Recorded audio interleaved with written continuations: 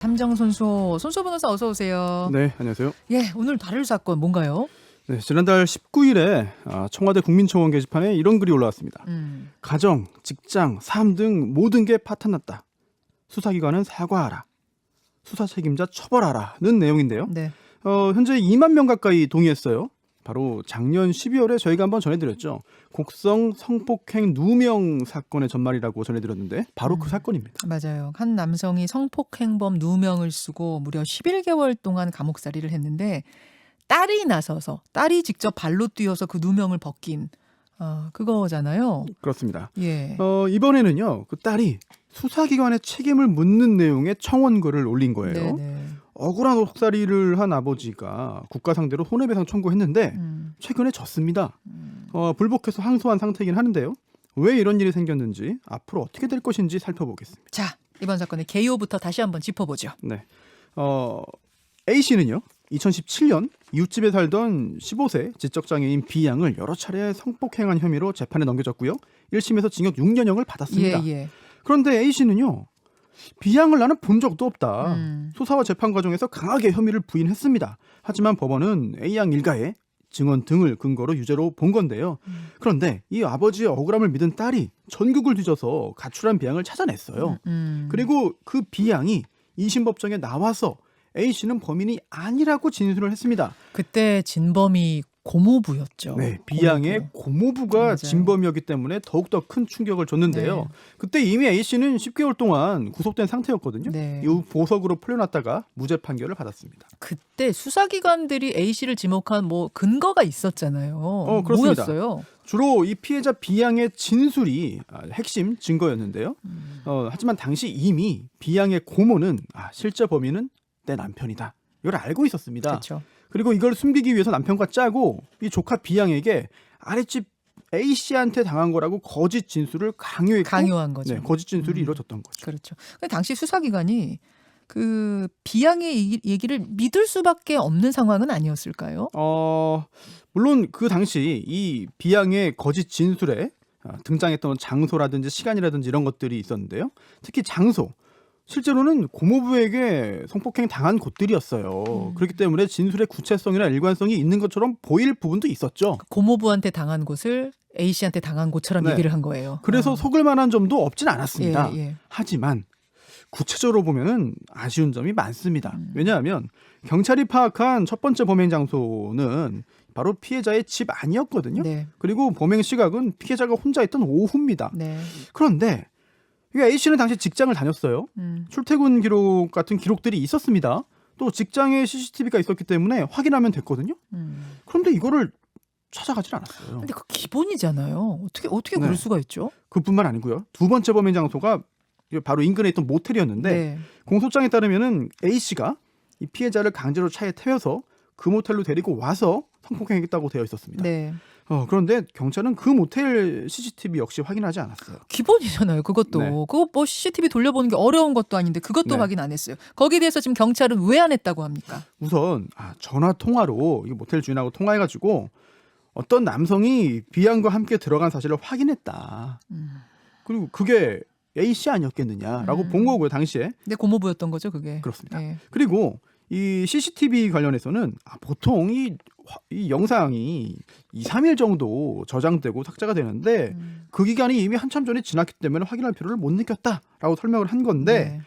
사실 알고 보니까 영상 저장 기간이 4개월이었습니다. 2, 3일 정도인 건 거의 없어요. 그런 CCTV는. 이게 그 직장뿐만 아니라 그 모텔에 데려가려고 근처에서 그 차를 태운 지점에 네, 그 옆에 네. 대형 교회가 있었는데 네. 거기에도 이 CCTV 카메라가 있었거든요. 이것도 확인 안 했는데 그때도 이거 저장 기간 2, 3일이다라고 했거든요. 네. 하지만 알고 보니 그 교회 CCTV 역시 저장 기간이 4개월이었던 거예요. 아니 근데 우리 같은 일반인들도 CCTV 저장 기간 몇 개월 되는 걸 아는데 경찰이 2, 3일이었다고 안다는 것부터 저는 좀 이해가 안 가는데 A씨 가족은 얼마나 억울했을까요?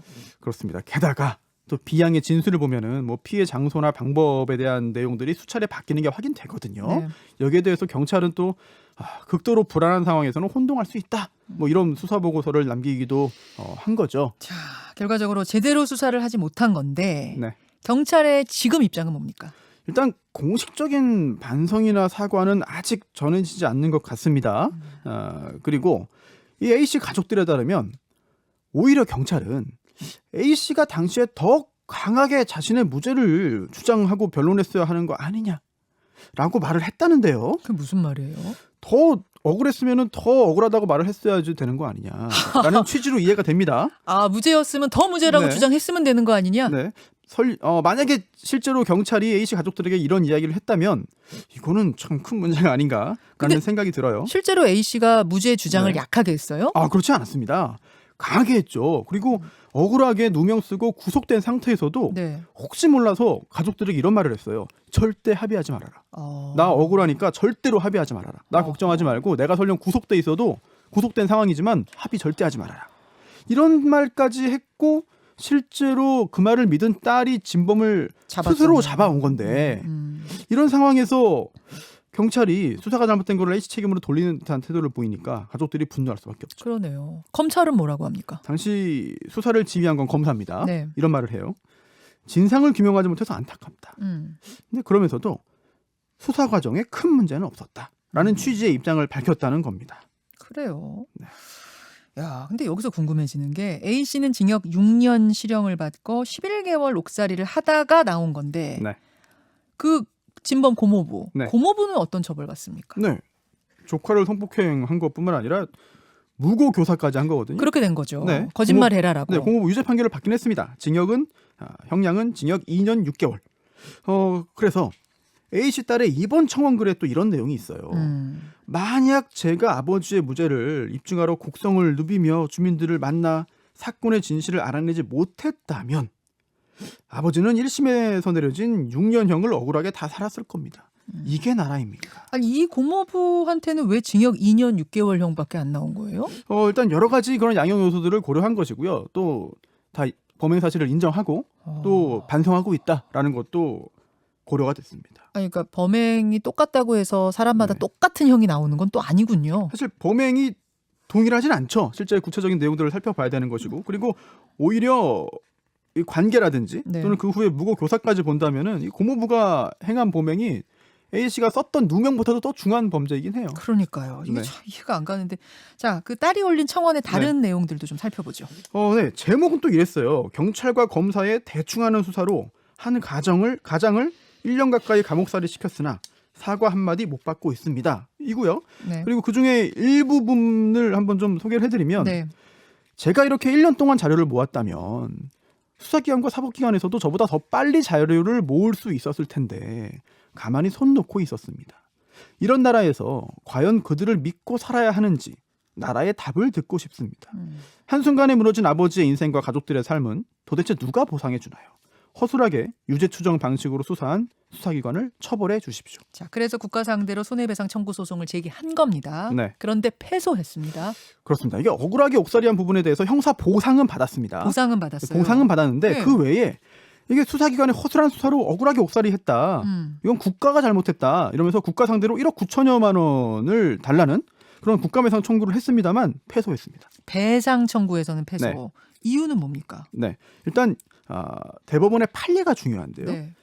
이 경찰이나 검사는 수사기관이다. 그래서 피의 사건 조사한 다음에 증거를 종합해서 혐의가 있다. 이렇게 합리적으로 판단할 경우에는 기소 의견으로 송치하거나 또는 공소를 제기할 수 있는 거거든요. 네. 그렇다 보니까 객관적으로 보아서 그 피의자에 대한 유죄 판결의 가능성이 있다고 보는 상당한 이유가 있는 때에는 혹시라도 나중에 그 재판을 통해서 무죄 판결이 확정되더라도 수사기관의 판단이 경험칙이나 논리칙에 비추어 도저히 그 합리성을 긍정할 수 없는 정도에 이른 경우에만 귀책 사유가 있다. 이게 굉장히 좀 좁게 보는 거죠. 도저히 그 합리성을 어떻게 이런 상황에서 네. 이렇게 될 수가 있어라는 게 1%도 의심이 없을 때 그 정도일 때만 그럼 잘못한 거다. 1%라고 할 수 있을지 모르겠습니다만 굉장히 좁게 보는 거죠.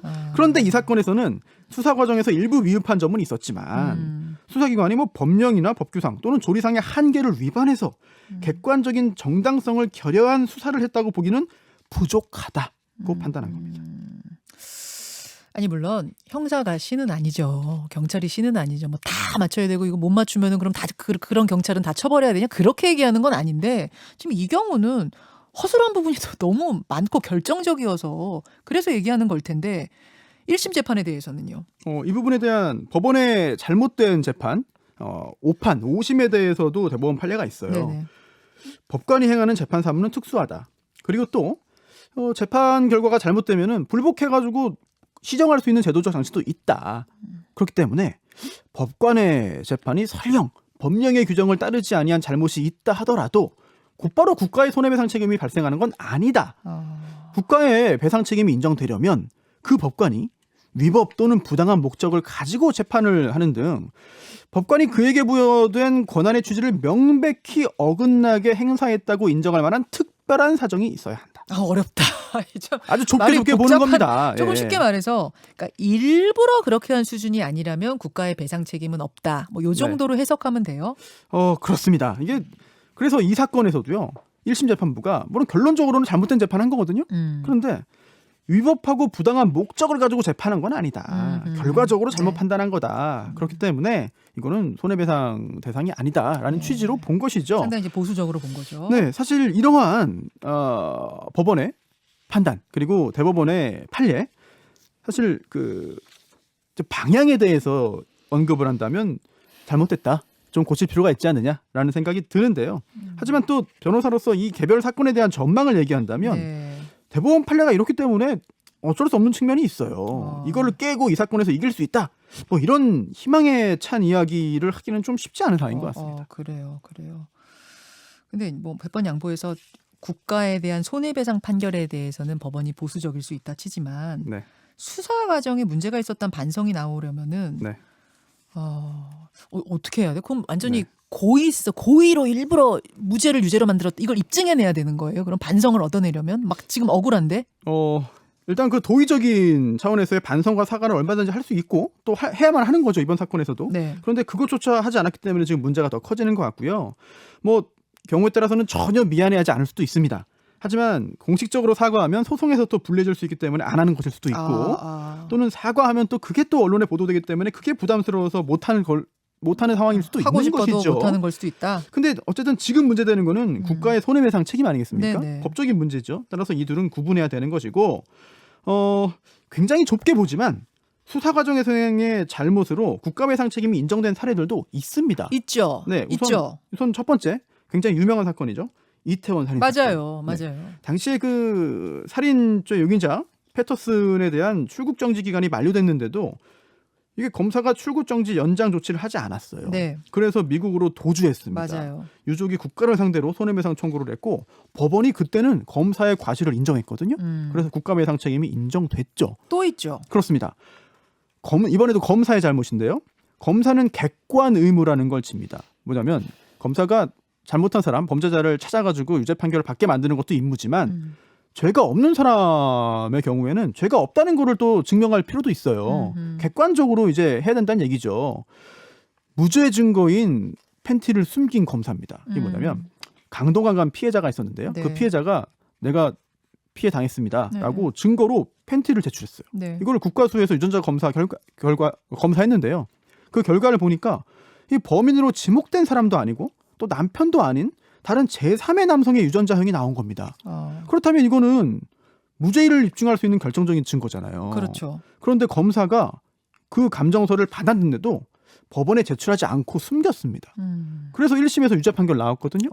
그러다가 이 사실이 드러나가지고 2심에서 무죄로 바뀌었어요. 이렇게 무죄의 증거를 숨긴 검사. 고의네. 그렇습니다. 이때도 국가배상 책임이 인정됐거든요. 됐네요. 하나 또 있습니다. 네. 운동화 때문에 억울하게 음주운전자가 돼버린 사건인데요. 이건 또 어떤 사건입니까?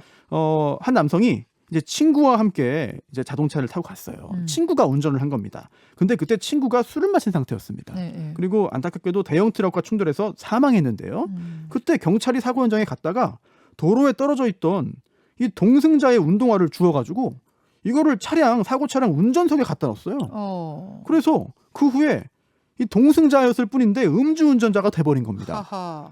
이게 5년 후에 실제 사실이 밝혀졌어요. 5년 동안 동승자였는데 억울하게 음주운전자가 돼버렸던 거죠. 이때도 유족이 국가 상대로 손해배상 소송 청구해가지고 이겼습니다. 그래요. 아니 그러니까 어떤 거는 확실하게 고의성이 뭐 보이는데 네. 어떤 건 좀 애매한 것도 있고 네. 그렇단 말입니다. 이거는 근데 어떻게 봐야 됩니까? 이게 정말 심각할 정도로 이르러야 경찰과 검찰의 책임이 인정되는 거라면 네. 다시 우리 사건으로 좀 돌아오죠. 네. 그럼 재판부는 정말 책임 없다고 할 수 있을까? 경찰과 검찰의 수사 내용을 보고 허점 발견해서 제대로 네. 판결해야 되는 게 그게 네. 재판부 목 아닌가? 그런 당연하죠. 생각 들어요. 당연합니다. 그래서 법관은 정확한 판단을 내려야 하고 그게 의무이고요. 그래야 사법 신뢰가 가능한 거죠. 그런데 이게 결과적으로 법관이 오판을 하면은 손해배상 책임을 인정하자는 그런 주장으로 연결될 수도 있거든요. 근데 이거는 좀 냉정할 필요는 있습니다. 그렇게 하는 게 과연 득이 더 많겠느냐 또는 실이 더 많겠느냐 이건 따져봐야 되는데 최근에 이제 그 많은 변화가 생기긴 했습니다만 전통적으로 미국과 영국은요 이 법관에 대해서 절대적인 면책을 줍니다. 잘못했어도 법관이 오판했어도 손해배상 책임 묻지 않는다. 그렇게 되면은 법관들이 더 좀 책임감 덜 네. 갖진 않을까 걱정되는데요. 그렇습니다. 그래서 잘못에 대한 책임을 정확히 물어야 판사가 더 신경 써서 오판이 줄지 않겠느냐. 상식적으로는 그렇게 느껴지는데. 그렇습니다. 그런데 이게 또 장담할 수 없어요. 그래요? 왜냐하면 결국 수사도 수사도 인간이 하는 거고요. 네, 재판도 인간이 합니다. 예. 신이 아닌 이상 실수는 어디서도 나타날 수 있는 거예요. 어디서든 실수는 나올 수 있습니다. 그리고 그 결과 억울한 사람이 생길 수도 있는 것이죠. 네. 최선을 다한다 해도 분쟁과 갈등은 생길 수밖에 없어요. 어디선가는 고의든 과실이든. 그렇기 때문에 이걸 잘 따져봐야 되는 것인데 둘 중에 하나를 선택해야 된다는 것이죠. 정직하지 못하고 제대로 일을 하지 못한 법관에 대해서 이제 그 손해를 받은 사람이 결국 손해배상을 받을 수 있게 할 것이냐 아니면 이거를 성실하게 직무를 충실하게 수행한 법관을 그러한 손해배상이라든지 기타 소송의 위협으로부터 보호하는 것이 낫겠느냐. 둘 중에 하나를 선택해야 된다면 어느 게 사회적으로 더 낫겠느냐. 이런 현실적인 선택에 처하게 된다는 건데요. 그래서 사회적으로 볼 때는 이런 소송을 통해서 이렇게 좀 책임 추궁에 노출되게 하는 것보다는 법관을 보호하는 게 더 득이 아니겠느냐. 득실을 따졌을 때. 네. 그래서 우리나라도 지금 대법원 판결이 판사의 어떤 잘못된 재판에 대한 국가배상 가능성을 열어두긴 합니다. 네. 열어두고 있어요. 완전히 봉쇄하진 않았습니다. 하지만 그 요건은 아까 참 어려운 용어들을 많이 설명해드렸는데 극히 제한적으로 보고 있거든요. 열어두긴 하되 극히 제한적으로 보는 그런 이유도 조금은 이해가 되는 것 같습니다. 그런 것도 있네요. 다만 특별한 사정은 있어요. 이게 뭐냐면 사법부가 이게 대법원 판결을 통해서 자기 식구인 법관들의 법적 책임 가능성을 확 줄일 수 있는 거 아니냐. 특히 이러한 판례가 유지된다면 이거를 유지하는 법관들 스스로 자신들에 대한 공격 가능성, 자신들이 입을 위험 가능성을 본인들이 좁게 만드는 거거든요. 여기에 대한 국민들의 이해와 어떤 동의가 필요한데 과연 사법부가 이런 작업들을 하고 있는지 이런 것도 좀 의문이긴 하고요. 또한 이게 너무 이 범위가 좁은 거 아니냐. 실제로 책임져야 하는 게 마땅한 상황인데도 불구하고 책임지지 않고 넘어갈 수 있다면 실제 그런 일이 생긴다면 국민들이 납득할 수 있겠느냐. 이미 세상이 많이 바뀌었는데 적어도 이 수사기관, 경찰, 검사 그리고 사법부, 법관 손해배상 관련해서는 또한 국가의 배상 책임 관련해서는 예전 기준이 계속 유지되는 거 아니냐.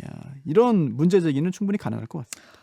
이게 단순한 사건이 아니네요. 정말 우리가 생각해야 될 지점을 많이 남기는 사건이네요. 네, 그렇습니다. 관심 가지고 마무리까지 보겠습니다. 수고하셨습니다. 감사합니다. 김현정의 뉴스쇼는 청취자 여러분의 참여로 이루어집니다. 트위터, 페이스북, 레인보우 게시판, 그리고 단문 50원, 장문 100원의 유료 문자 샵 1212, 우물정 1212 통해 참여하실 수 있습니다. 김현정의 뉴스쇼, 여러분과 함께 만듭니다.